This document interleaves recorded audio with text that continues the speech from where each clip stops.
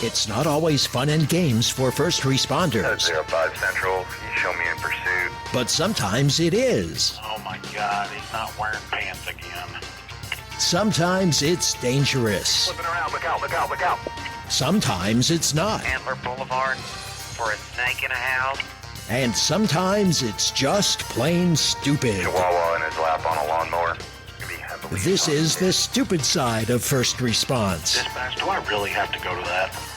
This is Code 0.5. Come in 0.5.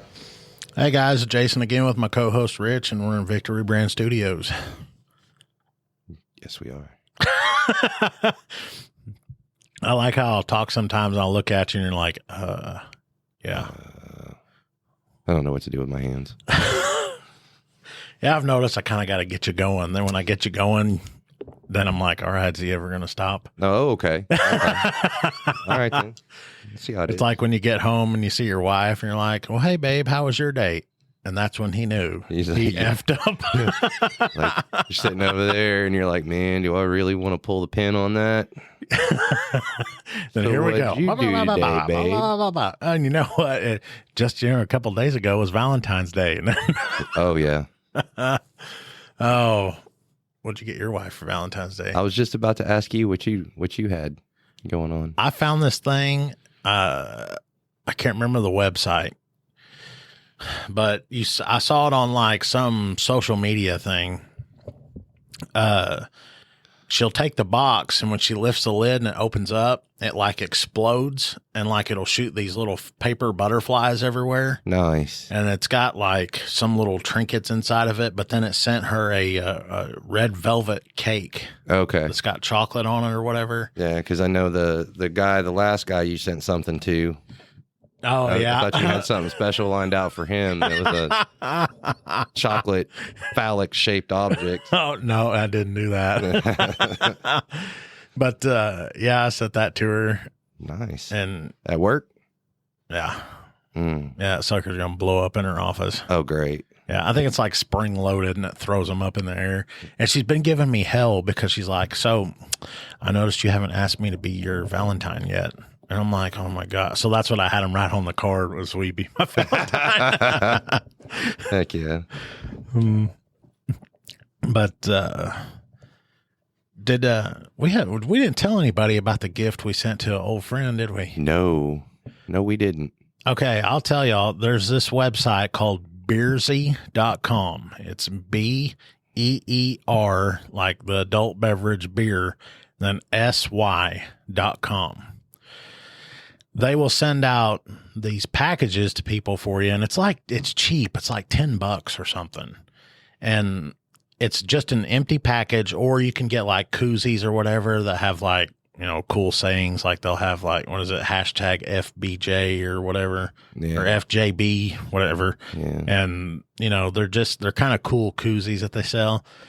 But the package that you can order it, and then it will say something like, I can't remember all of them. The package that I got had a picture of a hand holding up like it was measuring something real small, and it said Micro Penis Support Club. Yes. So I sent it to a guy that has been in law enforcement for years, and I paid like an extra $5 to have it set up to where he has to sign for it. Yeah, he sent it certified. So I get this notification on my phone saying that your package was delivered and it was signed for by and blah, blah, blah, and has his name. Well, a few days go by and I haven't heard anything. So I'm like, okay, this is cool. He either hasn't figured it out or he knows who did it and he's plotting on me. So then, now I'm kind of getting scared. So I'm like, man, what the hell is this guy fixing to do? Silence is bad. In Yeah. this case. Silence is really bad in this case. Well, I guess he didn't know because we were asking his son and he was like, no, he hasn't said nothing about it or anything. Yeah. And then finally I saw one of his co-workers and I mentioned something to him. I was like, hey, has he mentioned anything about getting a package in the mail? He's like, no, why? So I showed it to him, then I'd sent it, and he was like, "Oh, holy crap, that's hilarious." And then it was like later that evening, I get a text message from him that says, "Hey, F you." It was good. But yeah, y'all have to look at that website. It's freaking great. That package I sent to him, and when he had to sign for it, I guess he said that he looked at the postal carrier or whoever, and he was like, "Is this for real?" And then he was like, the postal carrier was like, "Hey, I just deliver the mail." Yeah. So he signed for it, and he said he laughed. He thought it was kind of funny, but he didn't have any idea who the hell sent it to him. Yeah, it was awesome. We sat around waiting. Yeah, there's another package I'm going to send to somebody else, but I think the chocolate one. Oh, yeah? Oh, it's going to be a great one. Uh-oh. So I guess since this is going to be post Valentine's Day, we can talk about, I don't know, our lovey-dovey stuff. Yeah. About how we're being so nice to people. Yeah. Kind of like I got a call about brotherly love. Oh, did you? I guess this dad is, he's got 2 boys, and they're pretty close in age, but they're like, I don't know, 13 and 11, say. And he was telling me that for like the last couple of years, it's been getting worse and worse. They're fighting and all this stuff. Well, that morning he called in and said, "Hey, I think I might need a deputy. I don't know." And they're like, "Well, what do you mean?" He said, "Well, they're arguing and they're fighting, and I'm not sure, it might get worse." And they're like, "Okay." And he goes, "Well, never mind. I'll just call back." Mm-hmm. Well, lo and behold, he calls back. Okay. I guess the older one punched the younger one in the nose. Damn. And dad is just at his wit's end. He's like, "I just can't deal with this stuff anymore."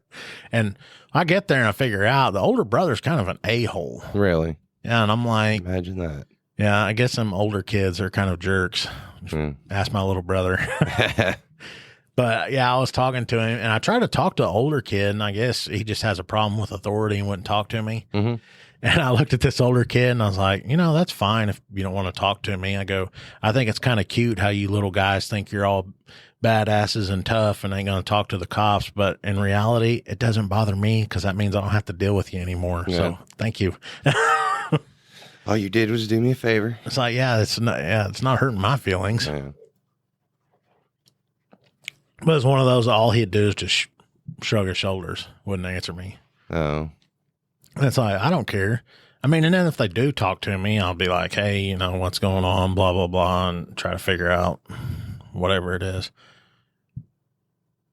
Just looking. And that's one of the things we ought to bring up. And since we are so close to Valentine's Day, there are some people that had Valentine's, and then there's some people that didn't get something, so now they're like having to leave. The relationship is over. Yeah. So we should kind of touch on that deal, because we get a lot of those calls of, we broke up and she wants me out right now. Oh, and yeah. you know what I'm saying?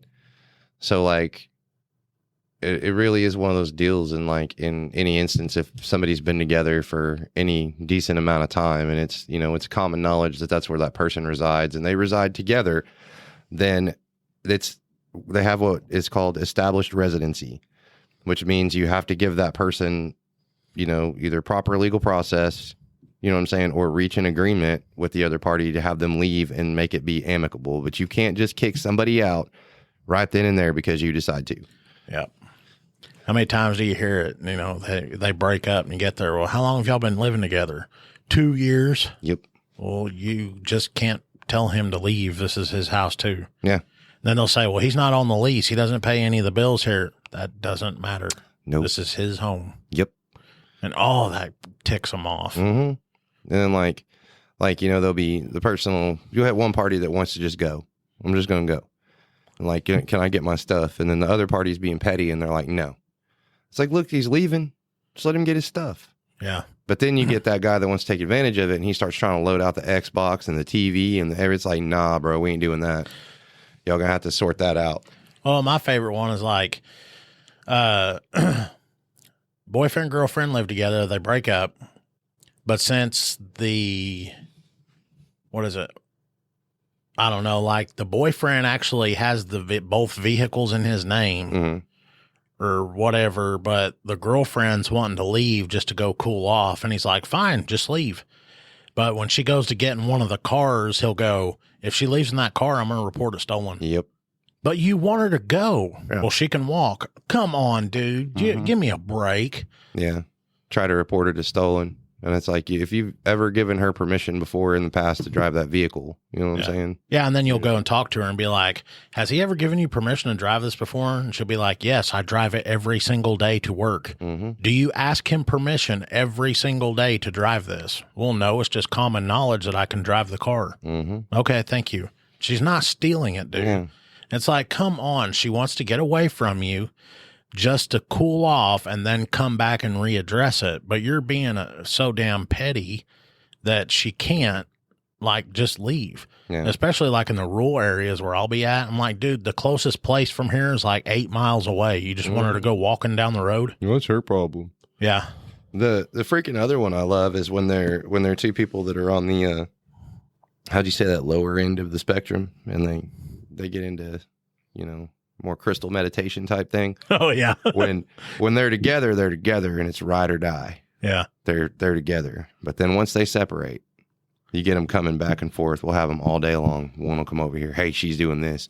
She's doing that. Yeah. She's running around with this guy, and that's where she gets this. Yeah. And then she'll come in and be like, if he comes in here trying to tell you anything, then that's just not true. But he does this and this and this. And if you go look, then there's this. You know what I'm saying? So like they just start telling off on each other. And pretty soon it's like, well, you both were involved there. So Yeah. If you're a user or a dealer, don't get any significant others. yeah, because they will sell you out Big time. big time.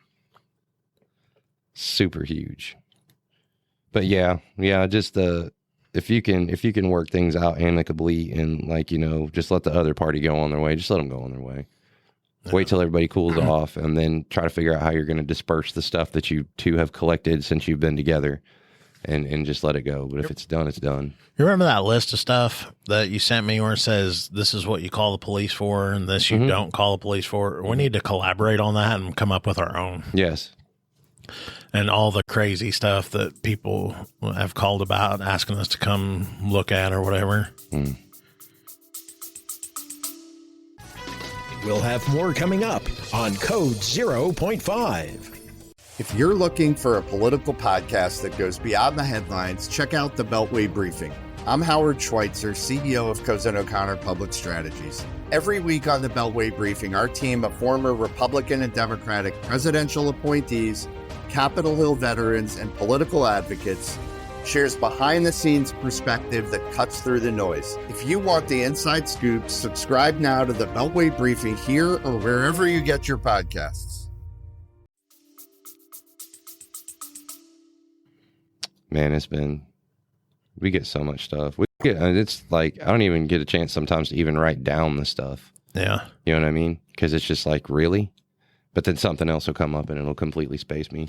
Yeah, I'll forget about stuff, and then, like, my wife will listen to the podcast. She's like, why didn't you talk about this and that? And I'm like, oh, holy crap, I forgot all about it. Yep. Got to go friggin' make a voice note. Yeah.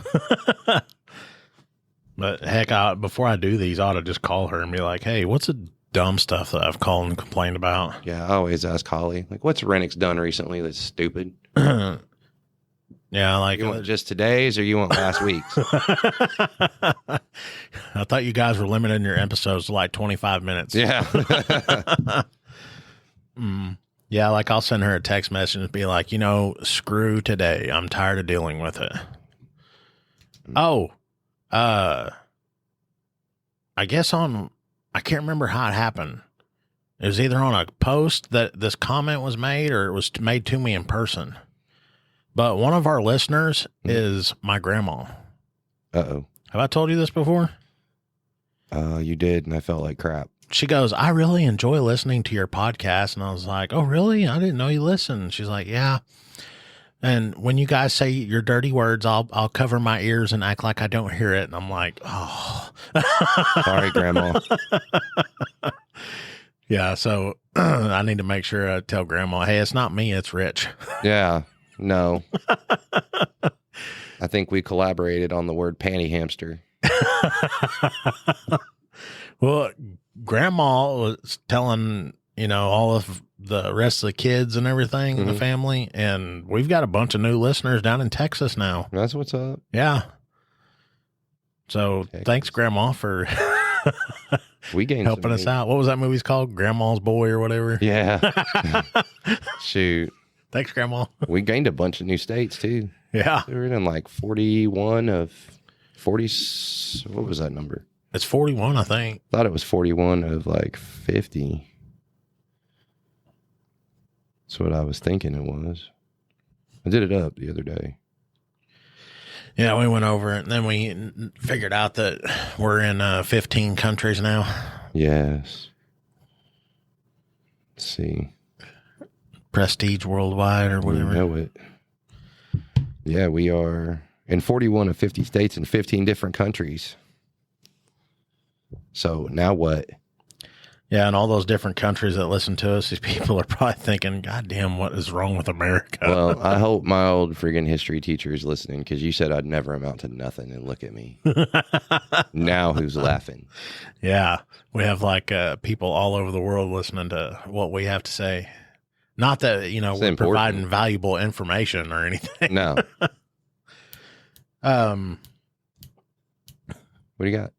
Oh, I was just thinking about my statute. What's your statute? My idiot criminal and all that kind of stuff. Ooh, that's a good one. Oh, yeah. We can do that on the next one. Because I was going to talk about an unattended motor vehicle. Oh, yeah. Did you know technically if you leave your car running, that it's illegal? If you're not in it, it's unattended. That's illegal. What do they call that when you... They call it something when you leave your car running in the morning to warm it up. Yeah, but it says here, it's, once again, we're not attorneys, and this ain't legal advice. We're just reading from the statute, and this is in Oklahoma. It says unattended motor vehicle. The person driving or in charge of a motor vehicle shall not permit it to stand unattended. It sounds weird when they say stand unattended, but stand unattended without first stopping the engine and effectively setting the brake. And when standing upon any grade, turn the front wheels to the curb or the side of the highway. When is the last time you got out of your car and you set the brake? I'm going to take never for 500. Yeah. I forget that thing's even there. Yeah, I forget all about it. Now, like if I'm on an incline or a steep hill or something, I might do it. But like... That's going to be a no for me. Yeah, I hardly ever set that thing. I don't even know. They need to make that handle, a little brighter. You know what I mean? So you know it's there, so you'll remember it's there. Yeah. I don't ever. Well, hell, and like on most of them nowadays are electronic. Yeah. You push a button and it does it. Huh. But like, so if I'm in charge of that motor vehicle and I use the remote start on it and it's running unattended, I'm wrong. Yeah. And I understand this. I get where they're getting at, because when the wintertime hits, how often are we taking taking reports for stolen vehicles? Mm-hmm. Especially if it's an older one and people go out and they start their car to warm it up and then go back in the house and then they come back out and their car's gone. Yeah, that sucks. Yeah, all the time. Usually with stolen cars, you get a stolen gun, especially around here. A stolen gun with no serial numbers on it because they don't save the box or any paperwork or anything. Yeah. Oh, I had a gun in the truck too. Do what? Yeah. What kind was it? I think it was a Glock. It's like, I really hope they don't use that in the commission of a crime. Yeah. Oh, but yeah, if you start your car and you leave it running unattended, you're wrong. But yeah, I mean, I don't think anybody's going to come after you and hunt you down and lock you up for the rest of your life for it. But that'd just add insult to injury if you had started your car to let it warm up and then it gets stolen. Could you imagine though? Writing a ticket for... You get to the house and then you like write them a citation or whatever, or take them to jail. It's like, you shouldn't have done that in the first place. Oh my God. I mean, you wouldn't be wrong, but come on. That'd go over like a lead freaking balloon. Yeah. That would get shot down. Shoot. But yeah, that was my statute. And then I got a decent one on the Unless you got something you want to bring up. Send it. Let's see. Where did this happen at? In California. Who'd have thunk it? California. Burglary. 1 week before Christmas in 2017, California resident Jesse. Dang, what is it with these weird names? Berube or Beirube allegedly attempted an anti-Santa move by trying to sneak down the chimney of a local business to rob it. That's not going to end well. Instead, Berube reportedly got stuck and had to dial 911 for help. The Sacramento Fire Department showed up and cut Berube free, after which the Citrus Heights Police, that'd be a nice name for a police department. The Citrus Heights Police slapped him with 1 count of burglary and snapped a sooty-faced mug shot of the suspect. I kind of cropped out, but he's got freaking soot all over his face. Oh, yeah. He's loving that. Oh, I think I did have a screenshot of something I was going to read about on here. I was like, man, I need to save that. If I can. Man, where is it? And it was recent, too. I know it was recent. What, a stupid criminal? It was something stupid. Oh, yeah. Here we go. Can I sue my beekeeper neighbor? This one I snapped. But anyway, can I sue my beekeeper neighbor? Every day I see my neighbor's bees flying around my garden, stealing the pollen or nectar from my flowers. Then the bees go back to my neighbor and creates honey. My neighbor then harvests the honey and sells it at Pepper Place Market for profit. I have never received so much as a jar of honey as compensation, and every day my neighbor's bees trespass and steal my flowers. I was stung once when I was a child, so I know how dangerous bees can be. The way I see it, this is equivalent to a person's dog coming into my yard to steal balls or tools and then gives it back to his owner and sells it for profit. Do I have legal ground to sue? What types of things should I begin documenting in order to prepare for a legal battle? What would a fair settlement amount to if my neighbor doesn't want to take this to court? Thanks for the help. And this was on 8/26 of 2022. Did you make this up? No, this is a real complaint. This is a real serious. Yes, this is real. He doesn't own the bees. It's definitely a civil matter, is what I'm going to say. But this falls into I just want to document this. No. I just need I need a case number. Wait a for minute. this. Let me get this right. You want me to file a report over bees that you claim your neighbor has trained to come over and steal pollen from you? Yes. Trained pollen. Am I understanding what you're saying? Yes, exactly. So do you got to trespass them one at a time? I would think you would have to trespass every single one of them. How would you keep track of which ones you trespassed? I mean, you'd have to probably catch them and label them or something. Ooh, could you imagine that report? Oh man, I would probably look at the person and laugh. And then when they just looked at me, I'd be like, oh, you're being serious? Oh, well, here now I'm being serious. Get real. And I'd leave. Technically, the queen would be the leader of them all, though, right? So couldn't you trespass her and it would fall back down? Or you would have to trespass every single bee? Yeah, it'd be every single one of them. I would say the best course of action would be to put some tall poles up and put some netting, screen door mesh all the way around your property to keep the bees out. Yeah. Or move. No, because they'll just follow. Oh, yeah, that's true. You know what I mean? It was legit. It was real. I kind of want to go find that person's whatever and be like, are you being serious? Were you high when you did this? And somewhere out there is an attorney that would take that on. Oh, yeah.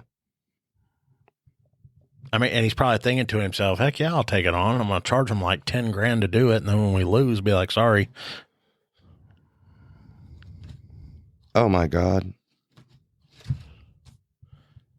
What? Yeah, there's actually attorneys giving the legal advice on can I sue my beekeeper neighbor. Are they saying yes? Some of them, probably will just to get the money. It says, what are your damages and how much have you spent to offset the lost pollen?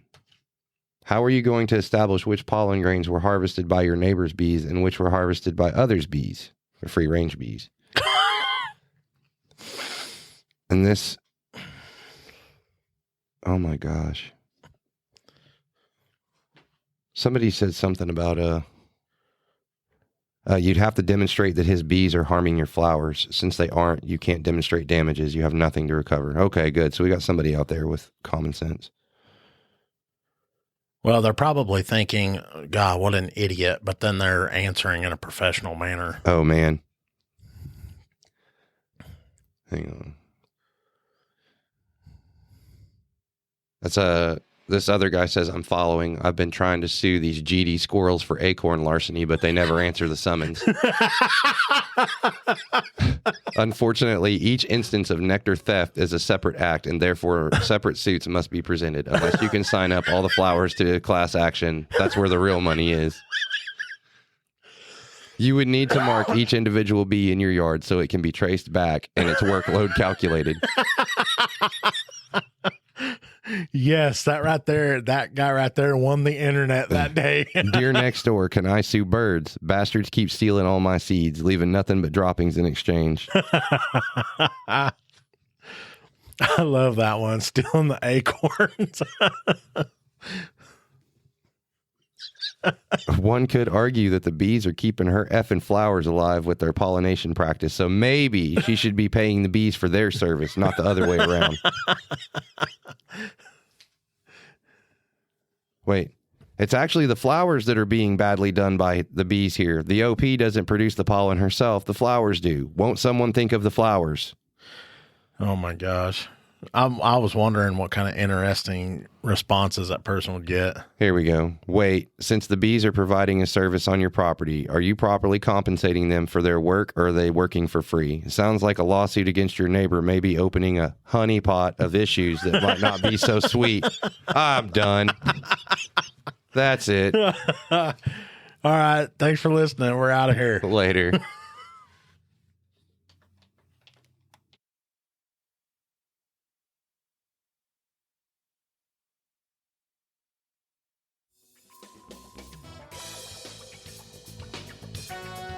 You have been listening to Code 0.5, the lighter side of police work.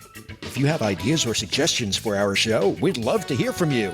Visit our website at code05.co. That's code05.co. And please consider making a donation at our Patreon page, patreon.com/code05. Be sure to use the digits 05. Thanks for listening to Code 0.5.